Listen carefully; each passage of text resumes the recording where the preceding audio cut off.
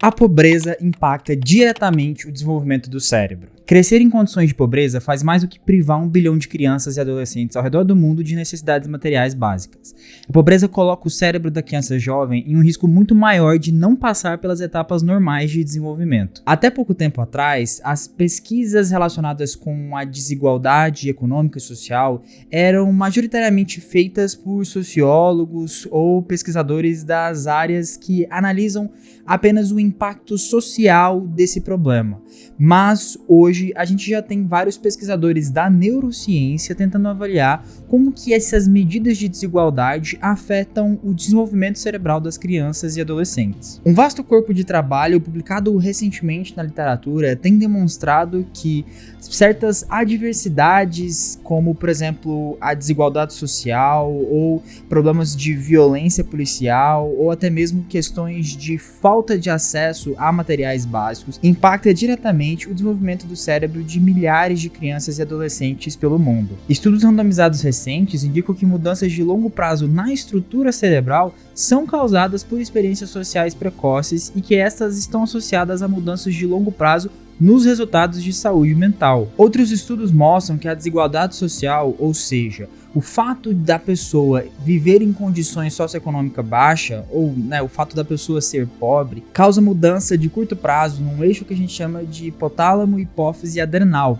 um eixo de resposta do cérebro ao estresse. Inúmeros estudos de associação indicam que quando essas experiências se agregam ao longo do tempo, a carga alostática aumenta, impactando negativamente a saúde. A carga alostática é como se fosse uma conta do corpo para poder conseguir gerenciar os recursos em momentos de estresse. Cada vez que o corpo tenta gerir suas necessidades enquanto está sofrendo estresse, ele vai tendo um aumento dessa carga alostática. Ou seja, uma carga alostática alta significa que o corpo tem estado em estado de estresse por longos períodos. Isso, por sua vez, pode levar ao desgaste de vários sistemas diferentes do corpo, como o sistema imune, o sistema cardiovascular e, obviamente, o cérebro. Pense na carga alostática como uma mochila que você está carregando. Cada situação estressante adiciona um pouco mais de peso à mochila, e se a mochila ficar muito pesada, você acaba tendo dores nas costas, ombros tensos e eventualmente pode ter problemas mais sérios. Nesses indivíduos com baixos índices socioeconômicos, ou seja, os indivíduos que estão ali na linha de pobreza ou próximo da linha da pobreza,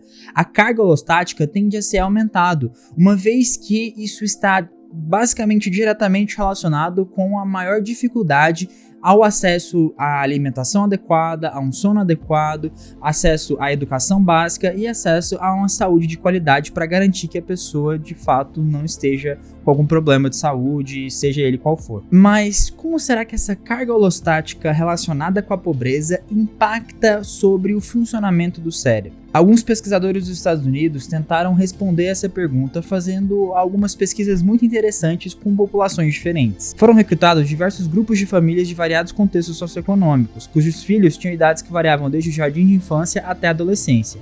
Em seguida, foram administrados aos jovens testes cognitivos para poder medir a capacidade cognitiva deles. Em geral, foi mostrado que crianças de lares mais desfavorecidos tendiam a apresentar um desempenho inferior em tarefas que testavam suas habilidades de linguagem e memória, bem como a capacidade de exercer autocontrole e evitar distrações. Isso é muito interessante porque alterações no padrão de atividade cognitiva dessas funções podem estar diretamente relacionadas com a maior prevalência de sintomas e de transtornos psiquiátricos como transtornos ansiosos, transtornos depressivos e até mesmo outros transtornos do humor. Outros pesquisadores também tentaram avaliar como que a pobreza pode impactar no funcionamento e na estrutura do cérebro. Um estudo publicado na Nature Neuroscience em 2015 avaliou a estrutura cerebral de mais de 1.000 crianças e adolescentes de 10 locais diferentes dos Estados Unidos. Os pesquisadores mostraram que tanto o nível educacional dos pais quanto a renda familiar estavam associados a diferenças na área da superfície do córtex cerebral. Essas associações foram encontradas em basicamente quase todas as áreas do cérebro,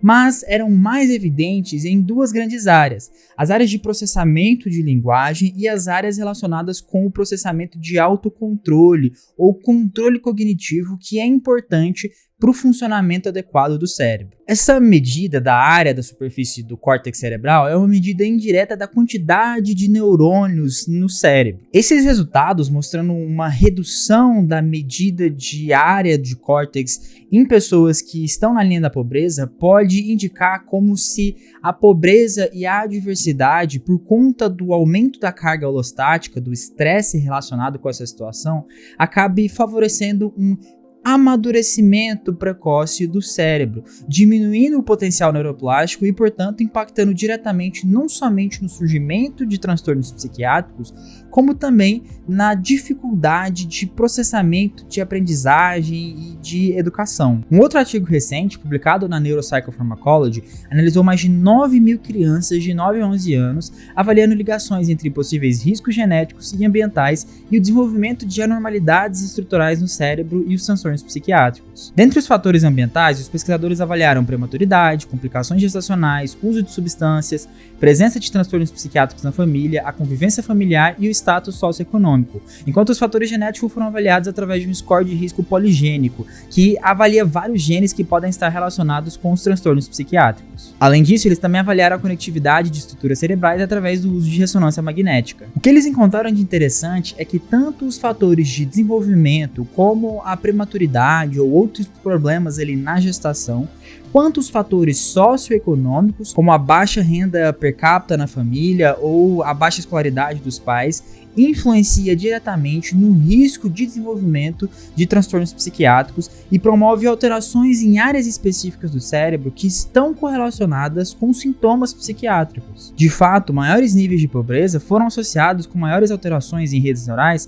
que são relacionadas com o surgimento de transtornos psicóticos e impulsivos. Com isso tudo, eu preciso destacar que, obviamente, o problema de adversidade socioeconômica e de pobreza não é algo que necessariamente vai fazer com que a pessoa tenha um transtorno psiquiátrico ou tenha uma alteração cerebral. Esses dados mostram, na verdade, é que ocorre uma natureza multifatorial para o desenvolvimento dos transtornos psiquiátricos, mas que grande parte dos gatilhos necessários para que esses transtornos de fato se desenvolvam estão relacionados com adversidades em momentos cruciais como a infância e a adolescência. E tendo em vista que a pobreza é uma das adversidades mais complicadas de se lidar durante esse processo e que, obviamente, isso vai gerar uma carga de estresse, uma carga alostática muito alta, com certeza esse fator de índice socioeconômico é muito importante para alterar o funcionamento cerebral das crianças e adolescentes e, infelizmente, marcar elas pro resto da vida. Se vocês quiserem saber mais sobre esse assunto, deixe aqui nos comentários que eu vou fazer mais vídeos sobre isso.